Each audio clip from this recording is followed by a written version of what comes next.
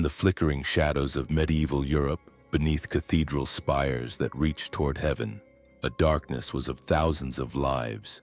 Between spreading that would consume hundreds the 15th and 17th centuries, an estimated 40 to 60,000 souls would perish in what historians now recognize as one of humanity's most systematic campaigns of torture.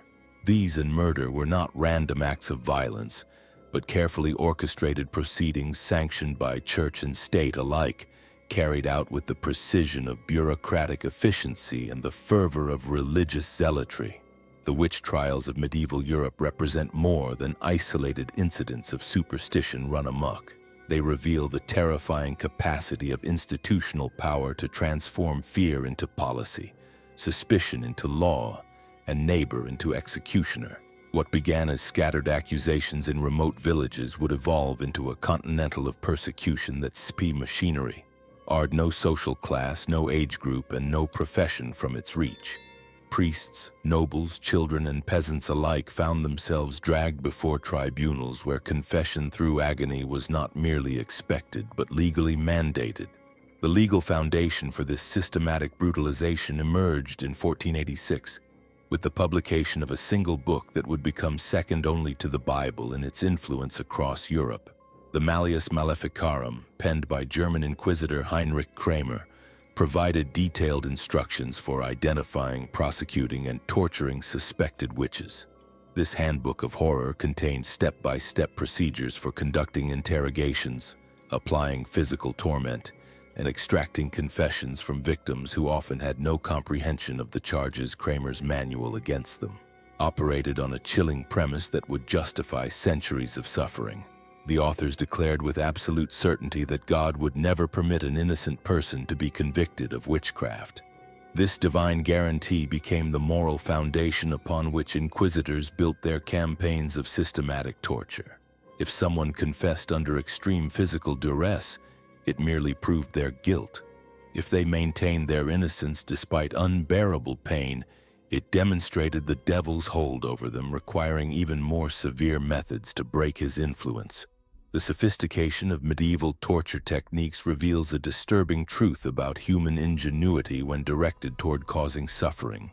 These were not crude implements wielded by ignorant peasants, but carefully designed instruments created by skilled craftsmen and employed by educated officials. The strappado, perhaps the most widespread torture device, required nothing more than a sturdy beam and rope, yet could dislocate shoulders and tear ligaments with mechanical precision while leaving no visible marks on the victim's body. The victim would be stripped and bound, their hands tied tightly behind their back with rough cord that cut into the wrists. The rope would then be thrown over a wooden beam, and the accused would be hoisted into the air, their full body weight suspended by their arms wrenched backward in an unnatural position. The shoulders would separate from their sockets with audible pops that chambers, while 10 echoed through stone stretched beyond yated through the entire tourney that rad their limits created waves of agso. But the STR horror lay not in the initial lifting but in the dropping. Executapado's truiners would allow victims to fall suddenly, stopping their descent with a violent jerk that sent fresh waves of trauma through already damaged joints. Weights would be attached to the feet to increase the gravitational force, ensuring that each drop muscles and cartilage. Sessions caused maximum damage to bones could continue for hours with brief respites that allowed blue resumed. Scottish D-flow to return before the torture authorities developed their own signaturement, most notably the thumb instruments of Torscrew and the infamous boot. The thumbscrew, sometimes called the thumbikins, consisted of a simple vice-designed digit slowly and method to crush humandically. Victims would have their thumbs or fingers placed between metal plates lined with sharp Sturu mechanism tightened, the pressures or spikes. As the SC would build gradually, first causing intense fingernails, then pull pain, then crushing, virizing bone and cartilage until permanently useless. The Scottish digits were rendered boot represented an even more sophisticated approach only. This device aimed to inflicting a gas the victim's lower sheath that fit leg in a tight metal or wooden. Once the limb was secured inside like an oversized boot, wooden wedges would be hammered into the narrow space between flesh and casing. Each blow of the hammer drove the wedges deeper, lacerating skin, crushing muscle, and ultimately shattering the bones of the shin and ankle. The confine, creating pressured space, amplified every impact waves that traveled through the entire leg while preventing the natural swelling that might otherwise limit the damage. Water torture took multiple forms, each designed to exploit fundamental human fears while maintaining the fiction of legitimate legal procedure. The dunking method involved strapping accused witches to planchairs, before or constructed tanks, plunging them headfirst into riversons or specially underwater until they approach. Victims would be held the point of drowning, then yanked back to the surface for interrogation. The cycle would repeat endlessly with each sub-EM1, creating a psychological urge lasting slightly longer than the previous countdown toward inevitable death. The notorious swimming test perverted this water torture into a supposed method of divine judgment. Accused witches would be bound and thrown into bodies of water under the twisted logic that innocent people would sink, guilty parties would float. Since witches were believed to have rejected the sacrament of baptism, the reasoning went, holy water would reject their in return. Those whose corrupted bodies sank were theoretically innocent, though many drowned before they could be retrieved. Those who floated were declared guilty and faced immediate proclaimed witch-finder general. Matthew execution. England's Self Hopkins elevated these practices to a commercial enterprise during the chaos of the English Civil War. Between 1644 and 1647 at East Anglia, conducting Hopkins and his associates traversed witch hunts that generated substantial profits while destroying illings per town entire communities. Hopkins charged 20 each for his services plus traveling local authorities' expenses that often bankrupt. In Stowmarket, records show his fees taught £5,000 in today's currency, £3, equivalent to nearly 20 costs of housing, not including the additional feeding and trans-employed sleep deprivation as his sporting his entourage. Hopkins' primary weapon, forcing accused witches to remain awake and at a time. His walking for days perverted logic of reasoning followed the when-at-rest hunting theory.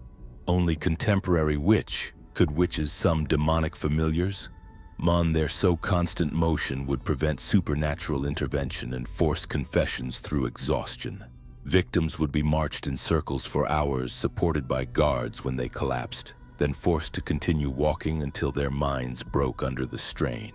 The pricking method represented another of Hopkins' innovations in systematic cruelty. Using specially designed needles, his female assistants would pierce any unusual mark, mole, or blemish on an accused witch's body, searching for spots that failed to bleed or cause pain.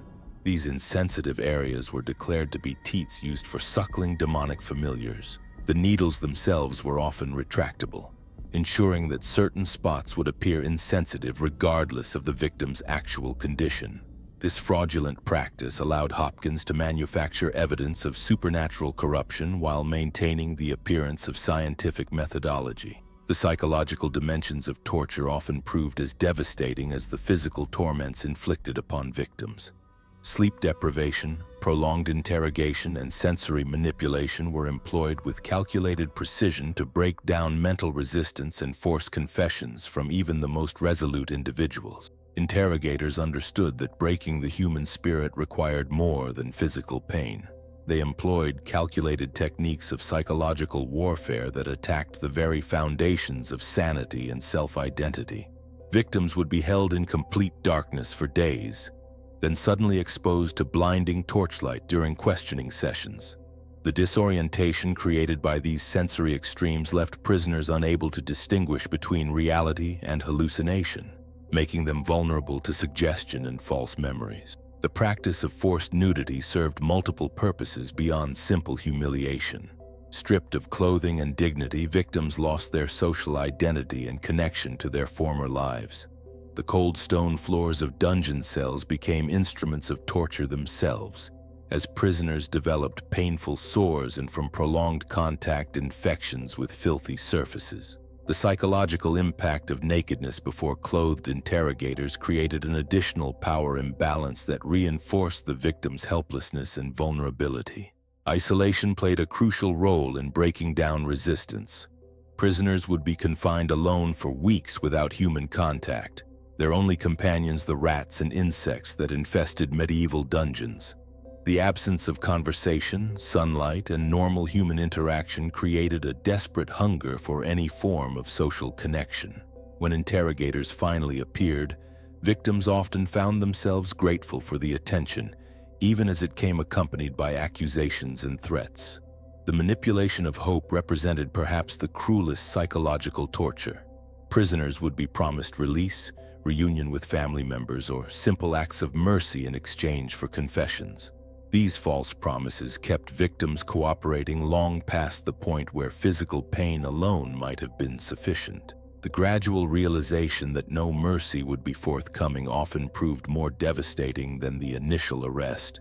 Food deprivation became another weapon in the psychological arsenal. Prisoners received barely enough sustenance to maintain consciousness, creating a constant preoccupation with hunger that made coherent thought nearly impossible. The few morsels provided were often spoiled or contaminated, causing illness that further weakened both body and mind. Guards would deliberately eat meals in front of starving prisoners, describing the flavors and textures in elaborate detail as an additional form of torment. The systematic destruction of family bonds intensified the psychological pressure beyond what any individual could reasonably endure. Children were arrested alongside their parents, with interrogators threatening harm to the young ones unless confessions were forthcoming. Mothers watched their infants taken away, not knowing whether they would ever see them again. Husbands were forced to hear the screams of their wives being tortured in adjacent chambers, creating unbearable emotional anguish that often proved more effective than physical pain in breaking resistance. The Würzburg trials of the late 1620s demonstrated how these psychological techniques could be scaled up to create mass hysteria that consumed entire communities. Prince Bishop Philipp Adolf von Ehrenberg orchestrated a campaign of terror that ultimately claimed nearly 1,000 lives, including members of his own family and clergy. The systematic use of torture to extract names of additional conspirators created an ever-expanding web of accusations that eventually ensnared people from every social class and profession. Contemporary accounts describe the atmosphere of paranoia that gripped the city as the trials intensified. Neighbors began avoiding each other, fearful that any casual conversation might be misinterpreted as evidence of supernatural conspiracy. Children stopped playing in groups, aware that their innocent games might be construed as demonic rituals. The normal social fabric of the community unraveled as trust disappeared and suspicion became the dominant emotion governing all human interactions. The Prince Bishop's own chancellor documented the horror in letters to friends, describing scenes that challenged human comprehension. Entire families were arrested simultaneously, with parents forced to watch their children being led away in chains. The wealthy found their fortunes confiscated to pay for their own prosecution and execution, creating a perverse economic incentive that authorities to target the most prosperous citizens. Properties were seized, businesses destroyed, and inheritances diverted to fund the ever-expanding machinery of persecution. The trials reached their grotesque pinnacle when Prince Bishop von Ehrenberg ordered the execution of his own nephew, Ernst von Ehrenberg, along with 43 priests who had served faithfully in the diocese.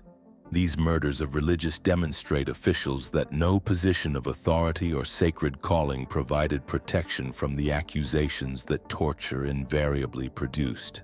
The sight of priests being burned at the stake sent shockwaves throughout Catholic Europe and marked the beginning of the end for large-scale witch persecutions.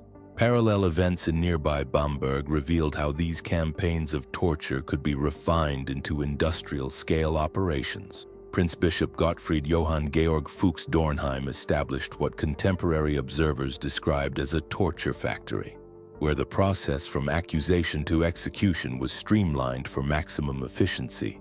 Special buildings were constructed solely for the purpose of inflicting pain and extracting confessions, with multiple torture chambers operating simultaneously to handle the volume of prisoners. The Bamberg trials introduced innovations in record-keeping that reveal Radic nature, the Bureau of Systematic Torture. Detailed logs documented every aspect of each prisoner deal, from the specifics or torture methods employed to the exact duration of each session. These records served multiple purposes: allowing authorities to track which techniques proved most effective while providing legal documentation that could justify the eventual executions to higher authorities. The most haunting testimony to emerge from Bamberg came from Johannes Junius, a city official who managed to smuggle a letter to his daughter describing his torture in vivid detail. His account provides person perspective on the experience of fertilization that of systematic brute few other historical documents can match. Junius described how the combination of physical agony and psychological manipulation eventually forced him to confess to crimes he had never committed, simply to end the unbearable suffering. The letter revealed the calculated nature of the torture process, with interrogators following established procedures designed to maximize psychological impact. Victims were shown the instruments of torture before they were applied, allowing fear and imagination to intensify the eventual physical pain. The sight of blood-stained implements and the sounds of other prisoners' screams created an atmosphere of terror that often broke resistance before actual torture began. The geographic spread of these systematic torture campaigns reveals how techniques and procedures were shared between jurisdictions, creating a standardized approach to persecution that crossed national boundaries. Officials from different regions corresponded regularly, exchanging information about effective methods and successful prosecutions. This network of communication ensured that innovations in torture quickly spread across Europe, contributing to the escalating brutality of witch trials throughout the continent. The role of professional torturers became increasingly important as the trials expanded in scale and sophistication. These specialists commanded high wages for their expertise in inflicting maximum pain while keeping victims alive for extended interrogations. They developed techniques for reviving prisoners who lost consciousness, using combinations of stimulants and pain to maintain awareness throughout prolonged sessions. The existence of this professional class reveals how torture had become a recognized trade with its own techniques, tools, and practitioners. The economic aspects of torture created additional incentives for persecution that extended far beyond religious or superstitious motivations. The confiscation of victims' property provided substantial revenue streams for authorities, while the fees charged by professional witch hunters generated significant profits for enterprising individuals. Communities were often required to pay for their own persecution, covering the costs of housing prisoners, compensating torturers, and maintaining the facilities where the trials took place. The financial machinery of persecution created a self-perpetuating cycle that transformed torture from a judicial procedure into a profitable enterprise. Local communities found themselves trapped in economic arrangements that incentivized continued prosecutions as authorities demanded payment for every aspect of the process. Towns were billed for the construction and maintenance of torture facilities, the wages of executioners and torturers, the cost of firewood for burning victims, and even the rope used for hangings. These expenses often bankrupted entire communities, forcing residents to sell property and possessions to meet the demands of witch-hunting authorities. The economic burden created additional social tensions, as families struggled to pay taxes levied specifically to fund their neighbors' persecution. Records from German territory show that some communities remained in debt for decades after witch trials concluded, their economic foundations permanently damaged by the costs of systematic torture. The medical knowledge of the era played a disturbing role in prolonging torture sessions and maximizing suffering. Physicians attached to Inquisition courts developed expertise in determining how much physical trauma a human body could endure without dying, allowing interrogators to push victims to the absolute limits of human endurance. These medical practitioners created detailed guides for torturers, specifying which bones could be broken without causing fatal complications, and which organs could be damaged while maintaining consciousness. The involvement of educated medical professionals in torture represents one of the most chilling aspects of the witch trials. These were not ignorant peasants inflicting random violence, but learned individuals who applied scientific knowledge to the systematic infliction of pain. Their participation lent an air of legitimacy to proceedings that might otherwise have been dismissed as crude barbarism.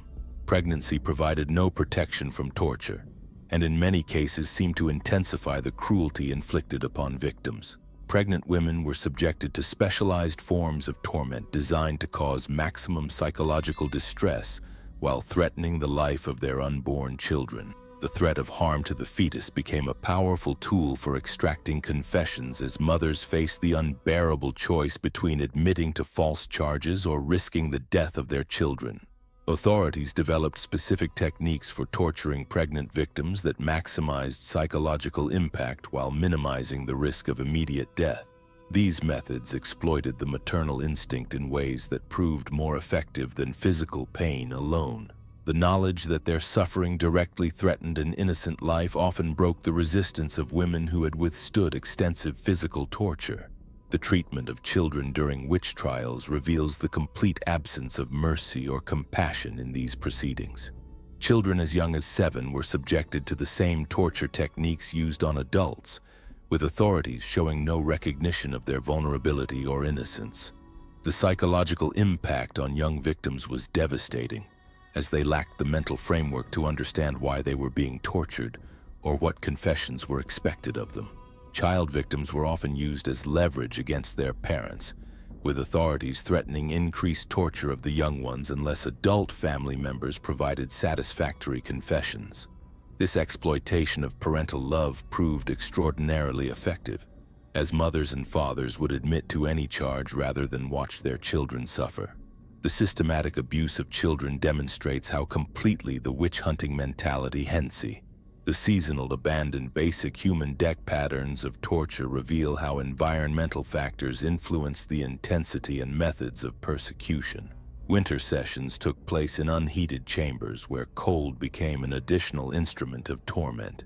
Victims already weakened by starvation and physical abuse found their suffering intensified by freezing temperatures that made every injury more painful and every moment of exposure unbearable. Summer different brought challenges, as the heat and humidity of closed chambers created stifling conditions that accelerated dehydration and exhaustion.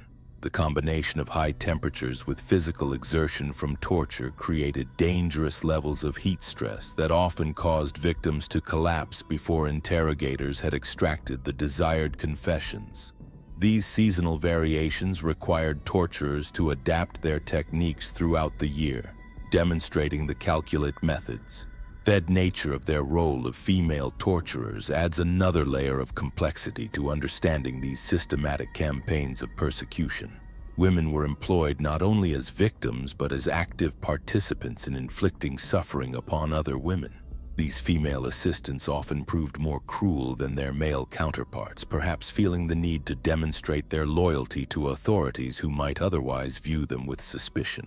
The participation of women in torturing other women created additional psychological trauma for victims, who found themselves betrayed by members of their own gender. The sight of women inflicting pain upon other women challenged fundamental assumptions about female solidarity and compassion, creating confusion and despair that extended beyond physical suffering. Religious ceremonies were perverted into instruments of psychological torture, as authorities forced victims to participate in mock religious services while being tormented. Prisoners were compelled to recite prayers while being tortured, creating associations between sacred words and unbearable pain that destroyed their spiritual foundations. The deliberate corruption of religious practices represented an attack on the victim's deepest beliefs and sources of comfort. These blasphemous ceremonies served multiple purposes for interrogators, who understood that destroying spiritual faith would eliminate one of the primary sources of resistance among deeply religious populations. By forcing victims to associate religious practices with torture, authorities could break down the psychological defenses that might otherwise sustain prisoners through extended periods of suffering. The documentation practices surrounding torture sessions reveal the bureaucratic mentality that characterized these systematic campaigns of persecution. Scribes carefully recorded every aspect of interrogations, creating detailed transcripts that captured not only the questions asked and answers given, but also the specific torture methods employed and the physical responses of victims. These records served as legal documents that could justify the eventual executions to higher authorities, but they also functioned as instruction manuals for future interrogators. The meticulous documentation of torture techniques created a knowledge base that could be consulted and refined over time, contributing to the increasing sophistication and cruelty of these procedures. The psychological profiles of successful torturers reveal disturbing patterns in the personalities of individuals who excelled at inflicting systematic suffering. These were not necessarily sadistic individuals who took personal pleasure in causing pain, but rather methodical professionals who approached torture as a technical problem requiring specific skills and knowledge. Many successful torturers displayed characteristics that would be valued in other professions: attention to detail, patience, persistence, and the ability to remain calm under pressure. These qualities, when applied to the systematic infliction of pain, created individuals who could conduct extended torture sessions with clinical detachment while maintaining focus on their ultimate objectives. The corruption of legal procedures during witch trials demonstrates how torture could completely subvert established systems of justice. Traditional safeguards designed to protect the innocent were systematically dismantled or ignored, creating legal frameworks that made conviction virtually inevitable once accusations were made. The presumption of innocence was replaced by the assumption of guilt, with torture serving as the primary method for confirming predetermined conclusions. Courts abandoned established rules of evidence, accepting confessions extracted under extreme duress as reliable testimony while rejecting any evidence that might exonerate the accused. This perversion of legal principles created a system where justice became impossible and torture became the ultimate arbiter of guilt or innocence. The international exchange of torture techniques reveals how knowledge about inflicting systematic suffering spread across European borders through networks of professional communication. Interrogators from different regions corresponded regularly, sharing information about effective methods and successful prosecutions while seeking advice about difficult cases. This professional networking created a standardized approach to torture that transcended local customs and legal traditions. Techniques developed in one region quickly spread throughout Europe, contributing to the increasing brutality and sophistication of witch trials across the continent. The existence of these communication networks demonstrates how torture had become a recognized specialty with its own professional standards and practices. The impact of torture on entire family lines extended far beyond the immediate victims to affect generations of descendants. Children who witnessed their parents being tortured often developed severe psychological disorders that persisted throughout their lives, while survivors of torture themselves frequently proved incapable of forming normal emotional relationships or maintaining stable family structures. The intergenerational trauma created by systematic torture campaigns continued to influence affected communities long after the witch trials ended. Families carried the psychological scars of persecution through multiple generations, creating lasting damage that extended far beyond the immediate death toll of the trials themselves. The systematic nature of these torture campaigns created ripple effects that extended far beyond individual victims to encompass entire social structures and community relationships. Neighbors who had lived peacefully alongside each other for generations suddenly found themselves locked in cycles of mutual accusation and betrayal. The torture chambers became factories of suspicion, where each extracted confession generated lists of new suspects who would face identical torments. The regional variations in torture methods reflected local customs and available resources, creating a grotesque catalog of human suffering that adapted to geographical and cultural differences. German territories favored mechanical devices that could be operated with precision, while English interrogators relied more heavily on psychological techniques that left fewer physical traces. Italian inquisitors developed elaborate theatrical elements that transformed torture sessions into public spectacles designed to intimidate entire populations. These geographical differences in approach revealed how torture techniques evolved to match the specific fears and vulnerabilities of different populations. Coastal communities faced accusations related to weather magic and storms, while agricultural regions saw charges focused on crop failures and livestock diseases.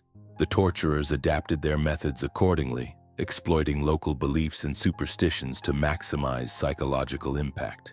The role of confession in legitimizing torture created a perverse legal framework where the process became self-justifying.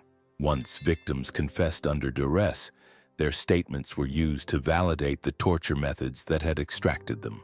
This circular logic created an unbreakable cycle where the existence of confessions proved the effectiveness of torture, while the effectiveness of torture proved the validity of the confessions.